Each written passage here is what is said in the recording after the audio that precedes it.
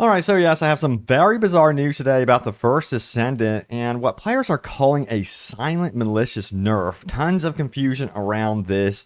So is this one popular module actually hurting your Descendant? And what is actually going on here? We're going to talk about it. Plus, players beg for Nexon to nerf this one Descendant, but other players are going to great lengths to protect their favorite character. And our boss is just bad design, and what can Nexon do in the future to improve the boss design? Also, players ask, am I seeing this right? This truly cannot be the future of seasonal rewards, can it? We'll talk about that as well. But yeah, check this out right here. So yes, it's summer and it is hot outside, so take shelter in the cool AC, play your favorite video game, and get some absolutely delicious snacks and meals delivered straight to your door without having to worry about the expensive grocery store trip. I'm talking about Factor, the best meal kit solution in 2024. Now, Factor means no more waiting in line at the grocery store, no to messy kitchens, and it won't hurt your wallet. There's over 35 meals to choose from per week, including options like keto, calorie smart, vegan plus veggie, and much more, and many different snacks as well. Factor's also super flexible, so change up your order every week with plans from 4 to 18 meals per week, or pause or reschedule your deliveries at any time. It's nice to have options. So stay safe from the heat while enjoying your favorite video game with a tasty snack or meal from Factor. Join me right now, save money to go towards your next big game purchase instead of costly groceries. Click my link in that description below and use my code OWGAUG50 to get 50% off your first Factor box and 20% off your next month of orders. Check it out in the description below. So yeah, we got to get into the supposed silent nerf and the confusion around it and clear the air as to what's actually going on here. So it says this: overwhelming HP now useless.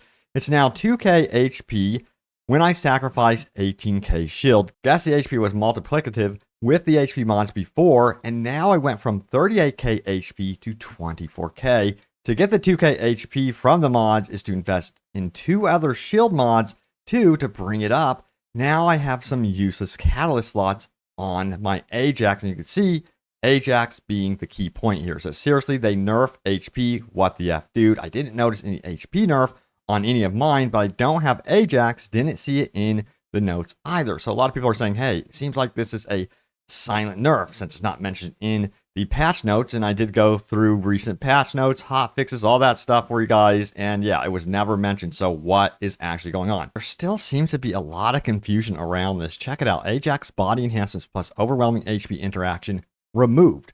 With the newest patch, they completely removed the interaction between those two modules. Body enhancement now looks at the HP before overwhelming HP activated, and overwhelming HP looks at the shield before body enhancement is activated. The second part is really bad and leads to overwhelming HP giving around 600 HP while destroying up to 30k shields from body enhancement. Before the patch, there were already 2 scenarios depending on if you equipped body enhancement or overwhelming HP first, but they just ended up removing the interaction altogether. I guess my work that I put in yesterday trying to figure out which order to slot the modules in was useless. Overall, big fat nerf to overwhelming HP, remove Iron Will and overwhelming HP, and get used to playing with shield. But then we have some input here as well. It says, I said this would likely get nerfed because the math was probably wrong, and it did. Final HP calculations were being done after overwhelming HP, resulting in gaining 5 times, being the 504% from other HP mods.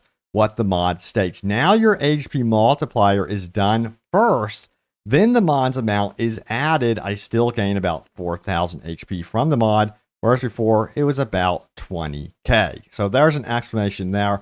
Do you guys think, of course, that Nexon needs to come out and clear the air about this? Because hell yes, I definitely think they need to make some comments about what is going on around Ajax right now. Yeah, here's an example as to why Nexon needs to say something. Ajax bug fix, overwhelming HP and body enhancement. Bug is fixed, back to 60k HP. Let's go. And someone mentioned that they stopped using overwhelming HP because the gains were low. Now that you mentioned it, I tried again, and guess what? They got 50k HP easy. LOL, time to tank some bosses. Let's go. But was this like a silent fix? I guess so. It wasn't stated in any of the patch notes, so who knows what's going on here. So I guess we're going to have to wait and see what Nexon has to say about this. Let me know if you're maining Ajax and you're noticing a difference. We also have this one right here. Gluttony represents a design problem. Descendants have ceilings, bosses don't appear to. This is a great discussion about bosses. It says, for context right now, Gluttony is the newest boss and seems to be at a level that most players can't be, while some Descendants have a much easier time with the boss Ultimate Valby. From what I have seen, it soaks up damage far too easily and can only one-shot you from across the whole map in a split second. And it shows a problem with the boss designs for the game. The bosses outramp the player base. Right now, if you're at a point where you can take on Gluttony, you've likely got a full charged Descendant and honed in all of your gear, but there's a point where you can't get more power. If Gluttony was closer to the Frostwalker or Molten Fortress, in terms of punishment it takes or dishes out, it'd be a lot more manageable. Even the bubble mechanic wouldn't be half as frustrating, but instead, it's able to tank a lot more and kill a lot faster. Even players fully geared up against cold are confused as to why this thing kills them so fast. Add in IK mechanic on top of it that punishes players if they stick around when others support, and it's a miserable experience. And while the answer could be, let's give the players ways to be stronger, then I think that backfired because it'd make other content trivial. So what needs to be done is probably a nerf for Gluttony, or at the very least, don't go higher with the boss difficulty ramp for now. Currently, what we had before the Kyle nerf was a fishing minigame nobody asked for, as the players didn't find a Kyle. They just aborted over and over, and the remaining players were stuck trying to figure out if they should keep trying or not. That is, if Gluttony didn't one-shot them from across the map while they were dumbfounded. So, yeah, do you think a nerf should happen to Gluttony? Someone chimed in here. They said this: lazy game design, in my opinion. Bosses should be a skill gate, not a DPS test. And I love the wordage on that. I thought that was perfect. Yeah, you know, this whole DPS check thing can be very, very frustrating for sure. And another reply, I feel like DPS checks are good for some bosses. Definitely not all. Dead Bride is a good example. If player is entering that fight for the first time and they've just been slapping random crap together, they're gonna get rocked. It serves as a learning moment for proper modding. Hard Executioners is another big check. Yeah, so, you know, I do like that type of gameplay style. Kind of reminds me, I guess you would say, of Dark Souls, Elden Ring. You find yourself at a point where you feel like you can't beat, you know, a boss or what have you, and then you go, maybe there is a way, and you do find a way. That sort of thing I really, really do like. But when it is just a DPS check, that is definitely problematic. I definitely like where it comes down to more skill, and, you know, even synergies within your group is also something that I love. All right, so this was a question that was asked in this article. It says this: am I seeing this right? The First Descendant seasonal reward structure is finally catching up. And it leads us to this Reddit post right here. It says, am I seeing this right? Every single coin I've ever earned equals a single phase exchanger. And this, of course, deals with the seasonal rewards, the battle pass. They didn't really put any thoughts or effort into those rewards. I'm mentioning this because, yeah, Nexon will have to change this for season 1. The rewards must be compelling for season 1. They cannot continue down this road. I'm hoping, honestly, that this is just a preseason thing, but this shouldn't have happened in the first place. And then, yeah, we have this one: replayable main story. Hell yes. It says, please, Nexon or Magnum Studio, just let us see our skins in cutscenes. The skin is $30 to $60. At least give us replayable main story. A lot of people would love to see this. Yeah, you know, if you're going to lay down that much money for some of these skins, I think this absolutely needs to be added in the game 100% for sure. And we have got to talk about this one. Stick with me because it gets a little bizarre and strange. So check it out. It says, stop reviving Bunny. They need to be punished for their constant stupidity in operations and boss fights. Bunny, your pure AoE builds and bounce around only tactics are stupid.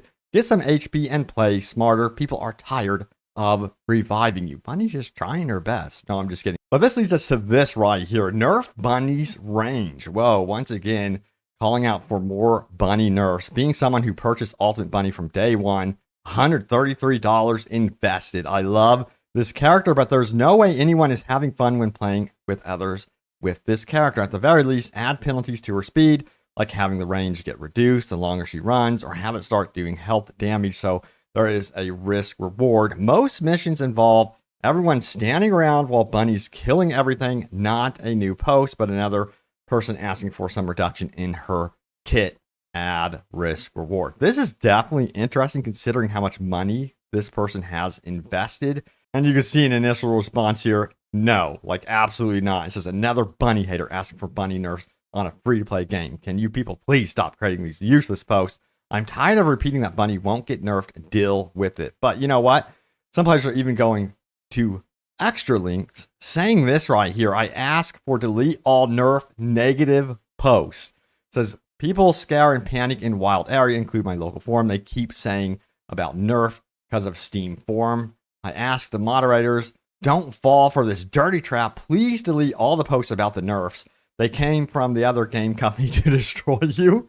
They have all the time in the day on this forum without playing a game, especially the nerf bunny posts and all about it. Just delete all of it. And, just to paraphrase this, because I think this is translated, they're saying, that their friends and people in their country are very worried about the game. They've stopped playing it because they feel like a nerf is coming based off of how the community is reacting to some of these characters, especially Bunny. So they're like, the nerf is coming no matter what. And I think that's a history with other looter shooters of just expecting it.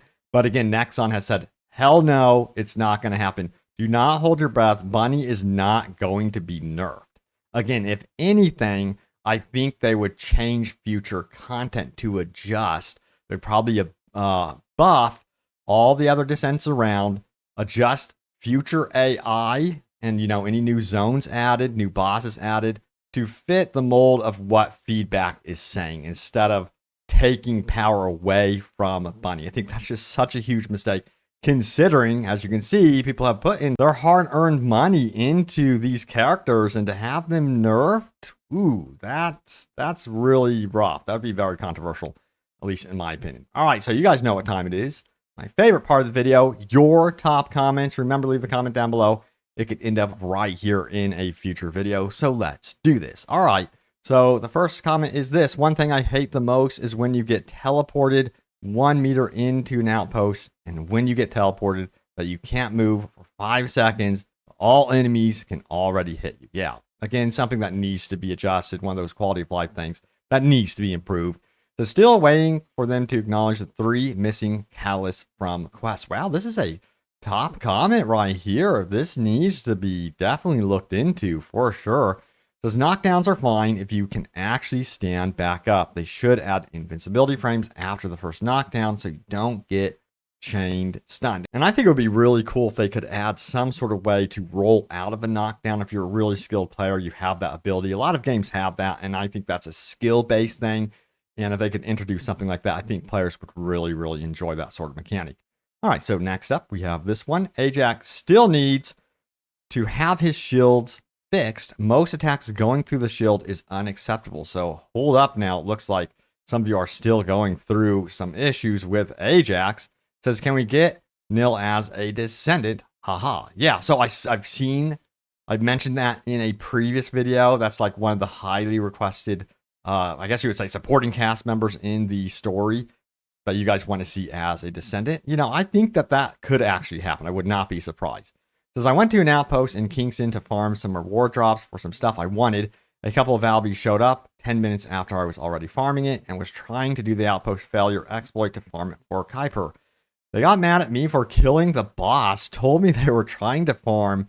I just double dog dared them to report me for playing the game as intended. Yeah, just play the game, have fun. It's not like you could read everyone's minds. And if you're wanting to farm that way, I think there's room to go into like a session with friends only. So there's communication. If you're expecting for randoms just to like completely understand your playstyle 100% without any leeway, well, come on. You're playing with randoms. You know what I mean? All right, so there it is. The latest happenings around the First Descendant. Stay tuned for more news and updates to have you guys covered, and I will see you all next time. Take care.